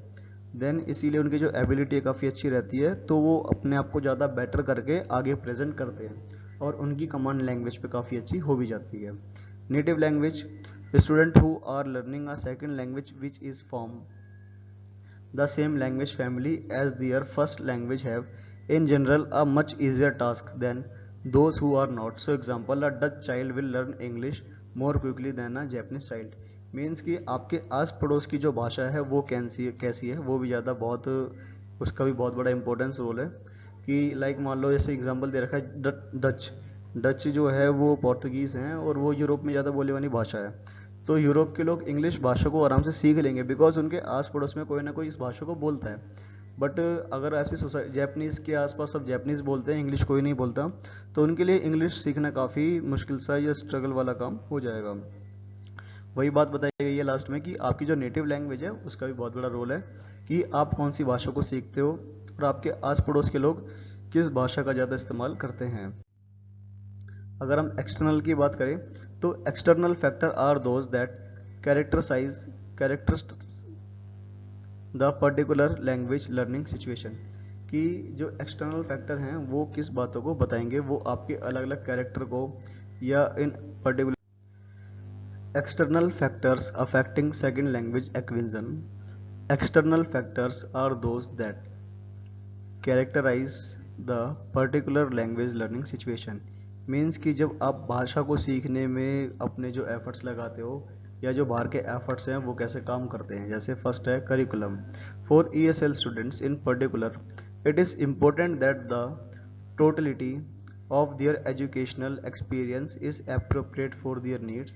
Language learning is less likely to place if students are fully submerged into the mainstream program without any extra assistance, or conversely not allowed to be part of the mainstream until they have reached certain level of language proficiency। Means ये बताया गया कि एक बच्चा है जो आराम से अपनी बातों को सीख भी रहा है बट उसको परफॉर्म करने के लिए आगे मौका नहीं मिल पाता, या वो अपने आप को अच्छी तरह प्रेजेंट नहीं कर पाता, या फिर उसको मौका ही नहीं है कि वो अपनी बातों को आगे बता पाए। मीन्स सीख तो रहा है बट वो परफॉर्म नहीं कर पा रहा या उसको मौका नहीं मिल पा रहा, तो वो अपनी प्रोग्रेस उतनी अच्छी बिल्ड नहीं कर पाएगा। Instruction: clearly some language teachers are better than other at providing appropriate and effective learning experience for the students in their classroom. The students will make faster progress. The same applies to the mainstream teachers in the second language situations. कि कई बार जो teachers काफ़ी better होते हैं, बच्चों को अच्छा ज्ञान देते हैं, तो टीचर्स को भी स्किल्स पे काम करना चाहिए ताकि वो अपने बच्चों को या स्टूडेंट्स को प्रॉपरली चीज़ें सिखा पाएँ और उनके बच्चे स्टार्टिंग से ही उसमें प्रोग्रेस करें ताकि बड़े होने के बाद उन्हें लैंग्वेज को लर्न करने में स्ट्रगल ना हो पाए या स्ट्रगल ना करना पड़े। कल्चर एंड स्टेटस: कल्चर का भी बहुत बड़ा रोल है। There is a some evidence that students in situation where their own culture has a lower status than that the culture is in which they are learning the language makes lower progress. Means कि अगर कुछ लोग foreign language या another language के culture को अपने से ज़्यादा मानते हैं और कहते हैं कि हमारा कल्चर काफ़ी नीचा है, तो वो अपने प्रोग्रेस भी काफ़ी धीरे करते हैं। तो हमेशा अपडेट रहेंगे तो, या अगर कंपैरिजन ना करेंगे तो आराम से उसको सीख पाएंगे। मोटिवेशन है: student who are given continuing appropriate encouragement to learn by their teachers and parents will generally fare better than those who are not. For example, students from families that place little importance on language learning are likely to progress less quickly. Means कि जो हमारी family है वहाँ पे इतना ध्यान नहीं देते कि लैंग्वेज कैसी आ रही कैसे नहीं आ रही, फैमिलीज में इतना ध्यान नहीं दिया जाता, ना ही वो इतनी बोलते। अगर फैमिली में ही इस बात पे प्रोग्रेस नहीं होगा तो बच्चा आराम से उस लैंग्वेज को नहीं सीख पाएगा, और सीखेगा तो प्रोग्रेस काफ़ी धीरे होगी बिकॉज जो पेरेंट्स है या उसकी जो सोसाइटी है या फैमिली है वो उसमें इंक्लूड नहीं है। लास्ट पॉइंट है access to native speaker to opportunity to interact with native speaker both within and outside of the classroom is a significant advantage. Native speaker are linguistic models and can provide appropriate feedback. Means कि ये बताया गया कि अगर आप अंदर या बाहर बात करते हो, क्लास के अंदर भी बात कर रहे हो बाहर भी बात कर रहे हो, तो जब तक आप प्रॉपरली उनसे उनकी ही लैंग्वेज में बात नहीं करोगे, लाइक मान लो English to English, Japanese to Japanese, तो आपके अंदर आपको फीडबैक नहीं मिलेगा, ना ही आपकी गलती का आपको पता लग पाएगा। तो स्पीकर और सेंडर दोनों सेम होते हैं। सेंडर एंड रिसीवर दोनों के पास नॉलेज की इक्वल नॉलेज होना चाहिए लैंग्वेज के बारे में, ताकि अगर कोई ये गलती करे तो दूसरा वाला उसकी गलती को बताए और फीडबैक भी दे दे। यहाँ पे ये वाला आपका क्वेश्चन खत्म हो। एक क्वेश्चन हो रहा है आपके पास, what is the role of mother tongue in teaching of English, कि मदर टंग का रोल क्या है लैंग्वेज को या इंग्लिश को लर्न करने में। इसके बहुत सारे क्वेश्चन हैं, मैं रीड कर देता हूँ। How can the mother tongue be helpful in the teaching of English, suggest how the use mother tongue help in teaching English, the teaching of mother tongue and the teaching of a foreign language can support and assist each other, elaborate the role of mother tongue in teaching of English at elementary stage in India. As regarding the use of mother tongue while teaching English, different people give different notions. Notion का मतलब वही कि अलग अलग अपनी definitions को present करना, तो उसमें बहुत सारे लोगों ने अपने अलग अलग डेफिनेशंस को भी बताया। The followers of translation method favor it while the lovers of direct method discard the shun use of mother tongue. For them mother tongue is a big hurdle in the teaching of English. Means कि कहीं ना कहीं कहा गया कि जो हमारी mother tongue है वो फॉरेन लैंग्वेज को लर्न करने में थोड़ी बहुत बाधा लगाती है या बर्डन भी करती है, बट कहीं ना कहीं वो हेल्प भी करती है। यहाँ पे मदर टंग की डुअल रोल है, क्योंकि मदर टंग के बिना लैंग्वेज को लर्न करना काफ़ी मुश्किल या स्ट्रगल वाला काम हो जाता है। Regarding the utility of mother tongue in learning English, many educationists have expressed their views. काफ़ी लोगों ने अपने व्यूज़ दिए, जैसे according to university commission of Calcutta, Calcutta की यूनिवर्सिटी कमीशन कहती है a severe training in the use of mother tongue is not a vital but necessary preliminary training of in the use of English. Means बताया गया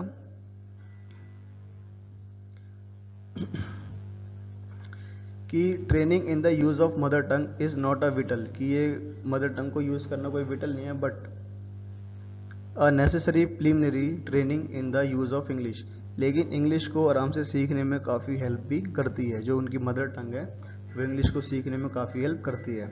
इन the other words, Ryburn कहते हैं, if sufficient attention is paid to the teaching of mother tongue and it is well taught habit may be performed in the classroom, which will be greatest value in connection with the learning of English।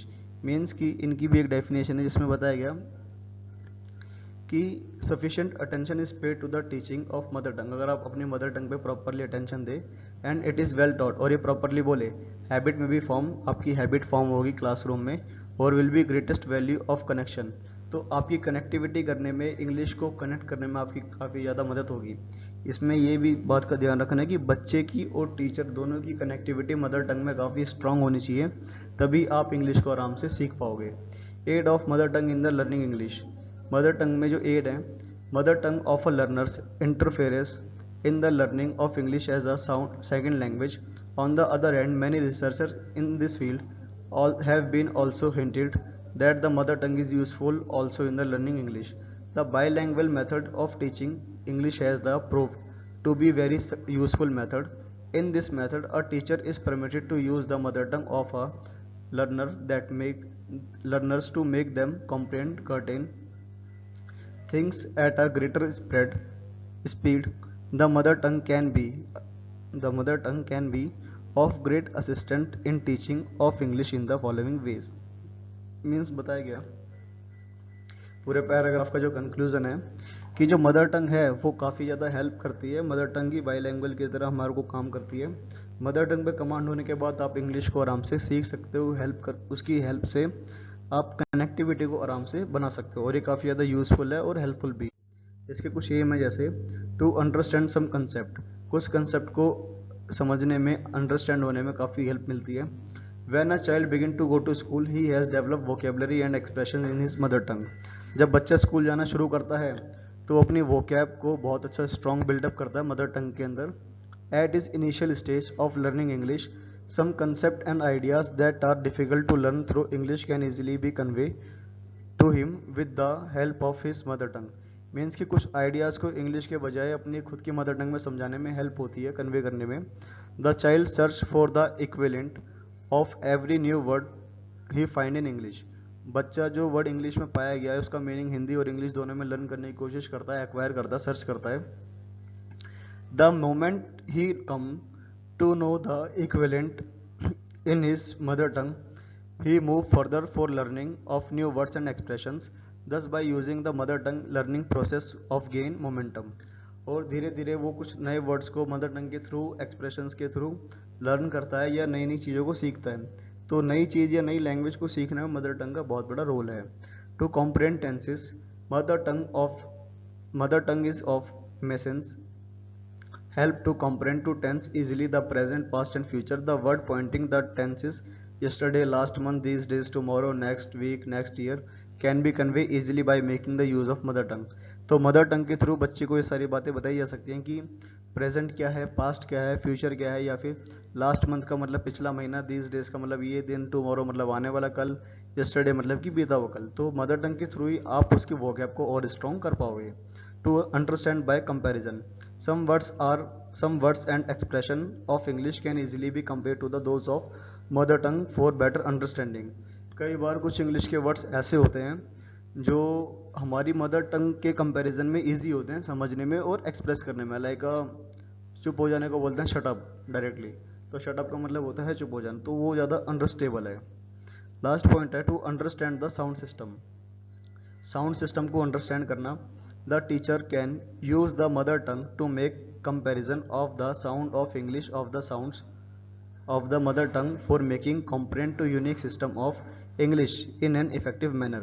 कि जो mother tongue है उसमें teacher क्या करेगी, अपनी English वाले English sound के जो साउंड, इंग्लिश लैंग्वेज के साउंड्स है उसको मदर टंग के साउंड से कंपेयर करके बच्चों को आराम से सिखा सकती है, ताकि बच्चों को प्रॉब्लम भी ना हो, आराम से वो कनेक्टिविटी भी बनाए और मदर टंग की हेल्प से वो अपने आराम से इंग्लिश लैंग्वेज को लर्न भी कर पाएँ। हमारा टेलीग्राम चैनल है संकल्प विद चांद। यहाँ पे आपको यूनिट 1 की जो पीडीएफ है वो फ्री ऑफ कॉस्ट मिल जाएगी। आप चैनल को सब्सक्राइब करें और टेलीग्राम चैनल पे जुड़ जाइएगा। एंड ज्वाइन होने के बाद में आपको जो भी मटेरियल है आपका जीबीटी से रिलेटेड वो आपको इसी चैनल पे प्रोवाइड करवा दिया जाएगा। इस टेलीग्राम चैनल का जो लिंक है आपको डिस्क्रिप्शन बॉक्स में मिल जाएगा। वीडियो पसंद आई हो तो उसके लिए चैनल को लाइक भी करें, कमेंट करें, शेयर करें एंड सब्सक्राइब करें। और वीडियो में अगर कोई आपको इम्प्रूवमेंट चाहिए या लगता है कि कोई कोई पार्ट्स हैं जहाँ पे और इम्प्रूव चाहिए या कोई भी आपकी क्वेरी है, आप कमेंट बॉक्स में डाल सकते हैं। Thank you.